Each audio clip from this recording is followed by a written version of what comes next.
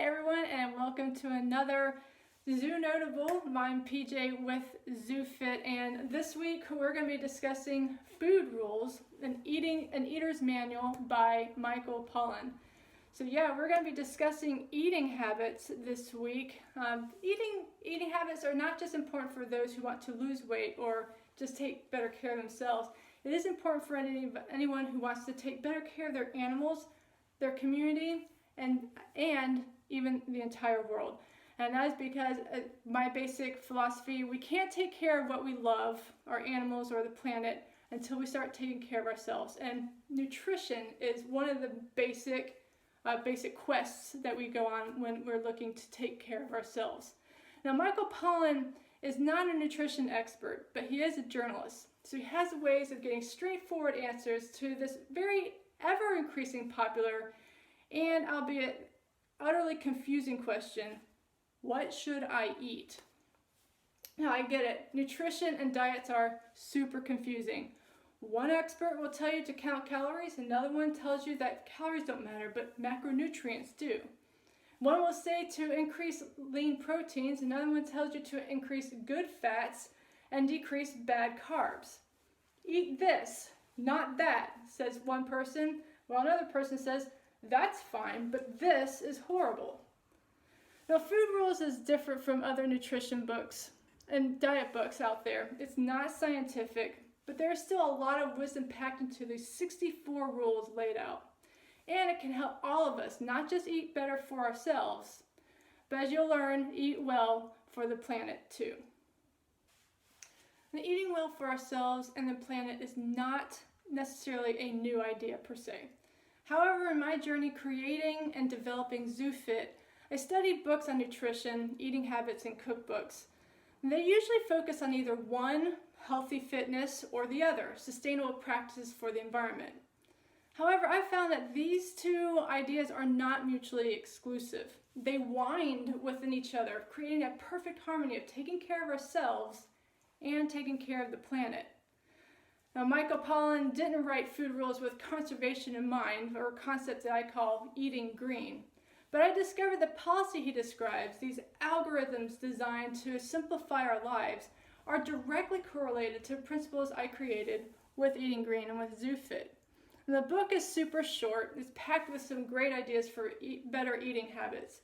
Many of the rules work really well together. For example, rule number 7, avoid foods with ingredients that a third grader can't pronounce. Number 8, avoid foods with health claims on their packages. 11, avoid foods advertised on TV. And number 14, eat foods with ingredients you can picture in their raw state and in nature. All of those, even those 4 rules, even though they're separated, are all designed to keep processed food out of your cart. So that many of the ideas are the similar ideas expressed different ways. But I take these ideas even further. And again, we'll explore in this note how avoiding processed food isn't just a smarter choice for us, but also a more conscientious decision for the environment. And that leads us to our big idea number 1, eat food, not too much, mostly plants. Drill that idea into your brain. We're going to go over it a lot. I quote Michael Pollan, "I realize that the answer to the supposedly incredibly complicated question of what we should eat wasn't so complicated after all. And in fact, could be boiled down to just 7 words. Eat food, not too much, mostly plants." And the rules Pollan sets down for us in this book fall into one of these 3 sentences. Part 1 is what to eat. Eat food. Part 2 is what kind of food we should eat. That's mostly plants. And then part 3 is how to eat the food, how to eat our food. And that's not too much. Now, seeing it all written out, it really doesn't get much simpler than this. If you want to eat well for your health and have a better impact on the planet, follow these 7 words. Eat food, real whole food from sustainably sourced farms, not too much, avoid food waste and overindulging, and eat mostly plants. Now, while eating meat can still be an option for you, eating a plant-based diet is healthier for us overall and for the planet.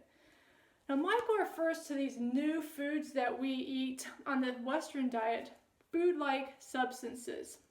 We want to eat real food, not food-like substances, and he gives a few clever methods for differentiating between the two. Now, rule number 14 we mentioned already, eat foods that are made from ingredients that you can picture in their raw state or growing in nature. Now, if you really want a general idea of the difference between real food and food-like substances, try this rule out. Try to picture a Twinkie or Sour Patch Kids or an Oreo even in their natural state. You can't, because these foods don't have a natural state. They are food-like substances.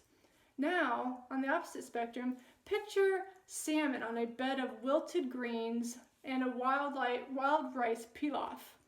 Is that a little bit easier to imagine? That's because that's real food. Now, rule number 30 also helps us by saying eat well-grown food from healthy soil.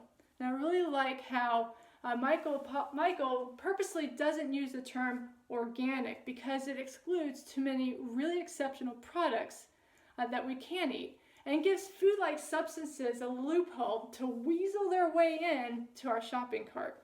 Now, I'll never forget the one time I bought into this idea of organic when I saw gummy bears that were organic, natural gummy bears. I mean, sure, maybe the sugar was organic and natural, but there's absolutely nothing natural about a gummy bear. And the same thing for our foods. So go for foods that comes from healthy soil, not necessarily organic.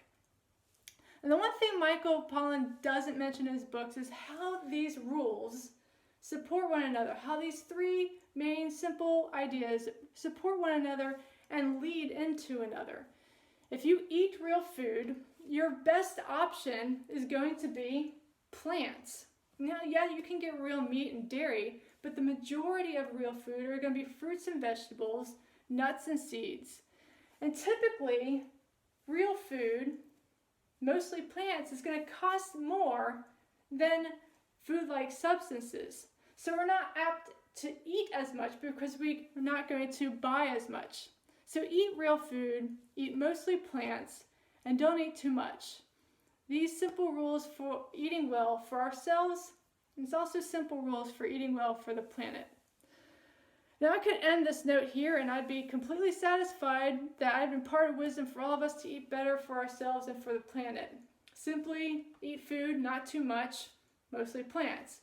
But there are a whole bunch of other rules that are just too good to pass up, so let's keep going. So big idea number 2 are lies our supermarkets sell us. Now, the Western diet has a couple pretty appropriate nicknames. The modern American diet, or MAD, or the standard American diet, SAD. The Western diet totally makes us mad and sad.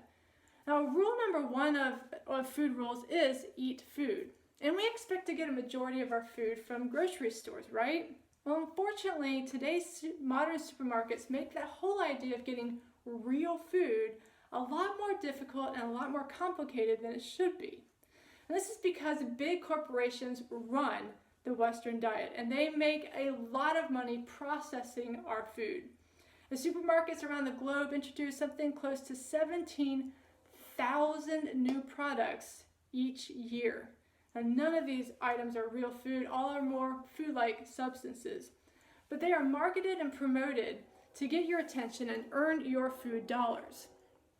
And the healthcare industry also seems to profit as well because they make more money treating chronic illnesses, treating chronic diseases, than they do preventing them. So instead of helping us prevent illness by promoting eating well, they focus on ways to treat obesity, treat cancer, and treat cardiac disease. Now, all the while, we're still trying to pick the next best diet trend, not recognizing that the truly great foods that have always been good for you are right at our fingertips. And as Pollan puts it, the healthiest food in the supermarket, fresh produce, doesn't boast about its healthfulness because the growers don't have the budget or the packaging. But don't take, love this, don't take the silence of the yams as a sign that they have nothing valuable to say about your health. So how do we maneuver the supermarket, which does not have our health or the health of the planet in their best interests? And Michael does share a few rules for that. All right, one of Pollan's rules is rule number 8. Avoid food products that make health claims. And he says, quote, for a product to carry a health claim on its package, it must first have a package. So right off the bat, it's more likely to be processed rather than a whole food. Now, I personally have been avoiding packaged food for one specific reason. I want to avoid single-use plastics. Now, this decision has very little to do with my own personal health and well-being, but my health and well-being greatly benefits from this decision. And while you certainly can get healthy foods wrapped in plastic, nearly all unhealthy foods are not unpackaged. Look, cakes and pastries from the bakery often come in plastic containers. Candies wrapped in plastic, and processed foods like hot dogs, snack bars, frozen meals, they all come wrapped in some sort of plastic. Now that simple little action of eliminating plastic from my diet to help with the planet also remove most junk food, keeps me from making impulse buys, and allows me to buy my willpower at the grocery store. Because if I don't buy it at the supermarket, I don't have to resist eating it when it's at home. The other rule that Michael Pollan shares to navigate supermarkets is rule number 12. Shop the peripheries of the supermarket and stay out of the middle aisles. Now, as a side note, I do have to laugh because I've been trying to say the same thing for years, but now I've been realizing that I've been saying perimeter, not the peripheries, which means I've been telling people to shop outside the supermarket. Now, this can help too. You can go to farmers markets, CSAs, and even getting the home meal delivery kits can be healthier for you than some of this food that's in the supermarkets. But when you do go to the supermarket, the outer edges are where we want to go, the peripheries. That's where they hold the most whole food and the least amount of processed food. Now sure, yeah, there's going to be breads and nowadays even other processed food like yogurts and hot dogs, but on your produce, your fresh fruits and vegetables, your dairy and your meats live solely in the periphery of the store. Now, there are a lot of health issues stemming from our addiction to supermarket and convenience food products.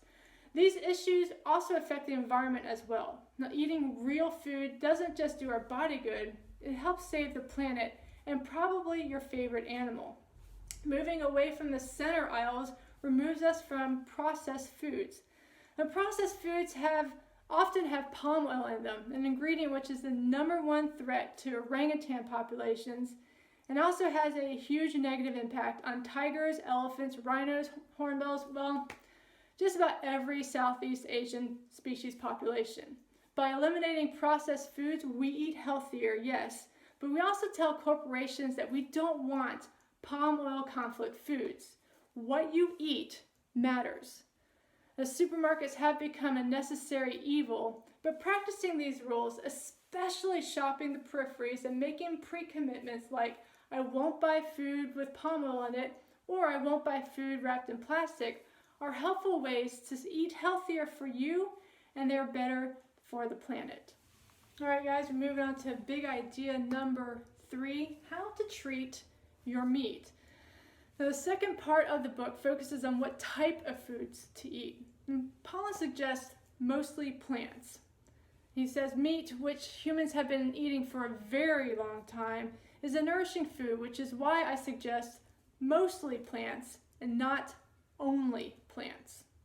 And Pollan goes on to add that vegetarians are arguably the healthiest of eaters, but there is a way, if you cannot bear to give up meat forever, to have your meat protect your health and protect the planet. The studies show that flexitarians, those are people who eat mostly plants but not only plant-based foods, are actually just as healthy as vegetarians.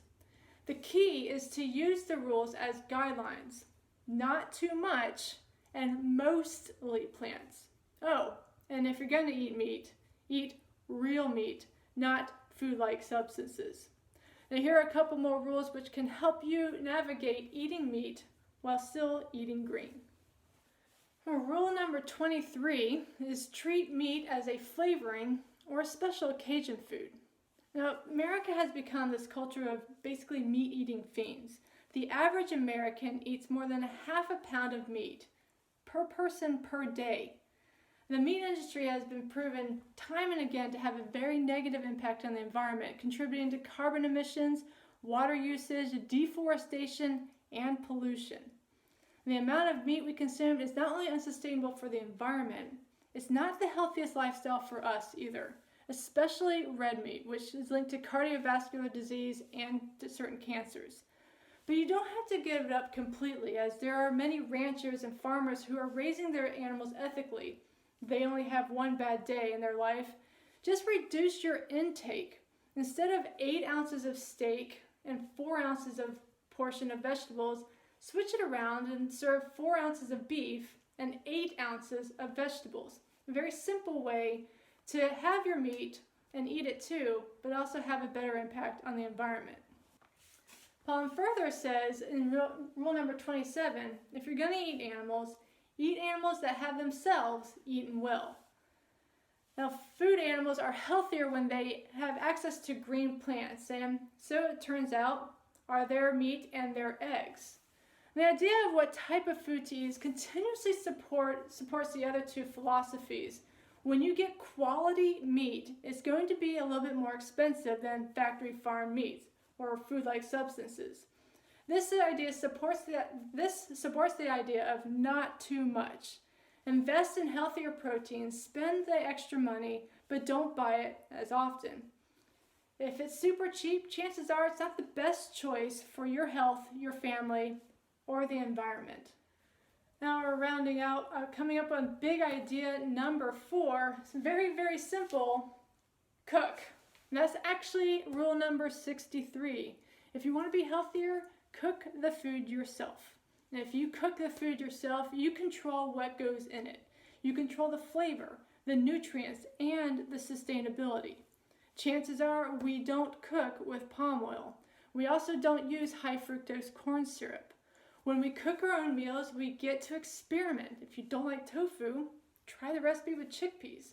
Do you want to reduce your refined grains? Bake a bread with almond flour, or make your morning muffins with quinoa flour instead of that refined, bleached flour. You can make your own hummus, your own barbecue sauce, your own Italian dressing without the added sugars or soybean oil. And when we make our own foods, they're exponentially healthier and a lot more sustainable for the environment. When we pick our own ingredients and make our own food, we don't just control what we eat, we control how we eat. We can choose that packaging and the impact of these foods. We get to choose which companies to support.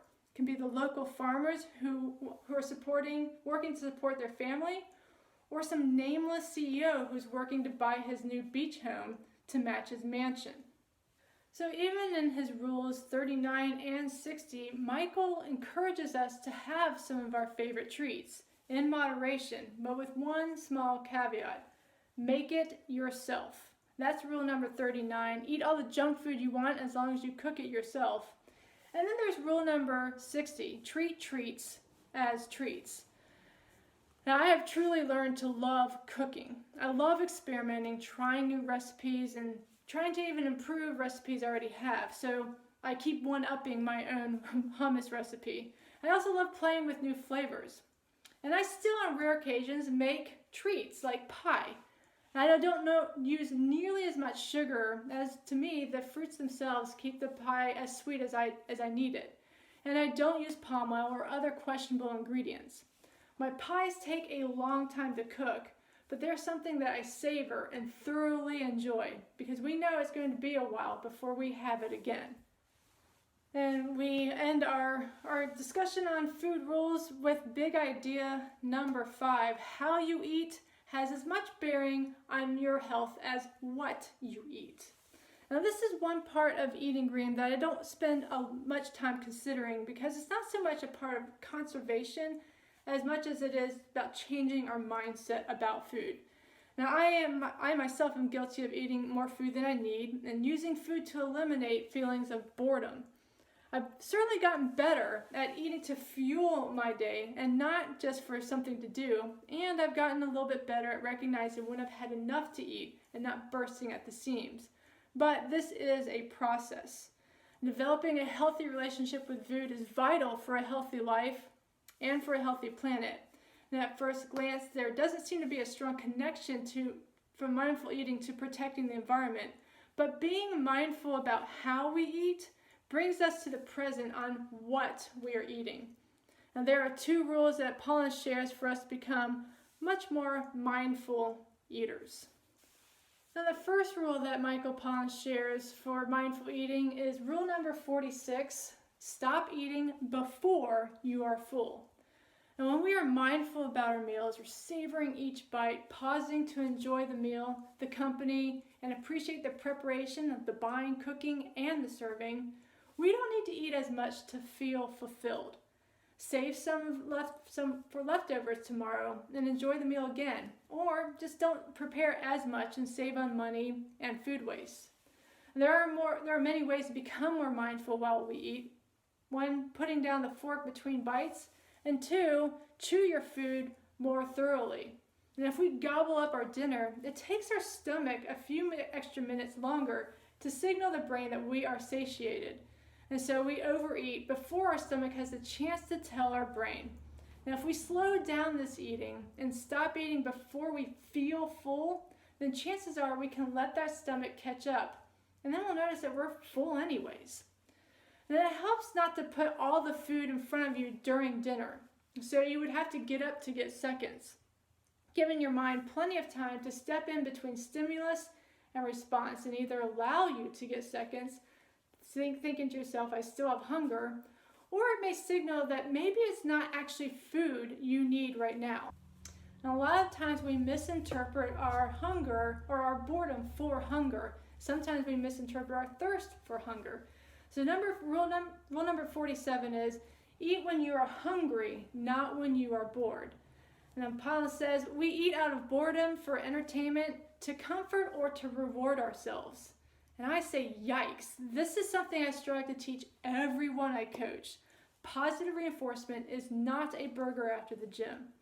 This is why I highly discourage using food as a reinforcement. It often leads to mindless eating out of comfort rather than fueling our lives. Now, mindful eating does take a bit of practice, and yes, it takes a bit of willpower. But there are ways to improve our willpower and practice mindful eating. And number 1, I've already mentioned before, we buy our willpower at the supermarket. Now, as I mentioned before, this is the best way to resist temptation, not to bring it home in the first place. If you don't buy it in the supermarket, you don't have to worry about resisting the temptation when you have the late night munchies. So how does mindful eating relate to the environment and eating green? Well, taking time to appreciate our food, to really savor it, means that we pick our food out as carefully as we eat it. We want the best ingredients, whole, clean foods, untouched by corporations, either in the field with pesticides and chemicals or in the production items through preserving foods, processing them, and packaging them. We care about where the food comes from because it's a total experience, not just to feed us, but thrive and appreciate food. When we're mindful eaters, we are also mindful conservationists. It comes together, eating real food rather than food-like substances. Eat food, not too much, and mostly plants. Now that's my eating green breakdown of food rules. You can check it out at your local bookstore or library when they open. You may also like other books by Michael Pollan, including In Defense of Food, The Omnivore's Dilemma, and Cooked. And I have a link to Michael Pollan's website in the description for you to check those books out. So we are going to close with just a few additional rules that were just too good to pass up without mentioning, and then we'll sign off. Rule number 19 says, if it came from a plant, eat it. If it was made in a plant, don't. Michael Pollan also says, rule number 20, it's not food if it arrived through the window of your car. And finally, Pollan says in rule number 57, don't get your fuel from the same place your car does. And that's just about it for our Zoo Notables on food rules.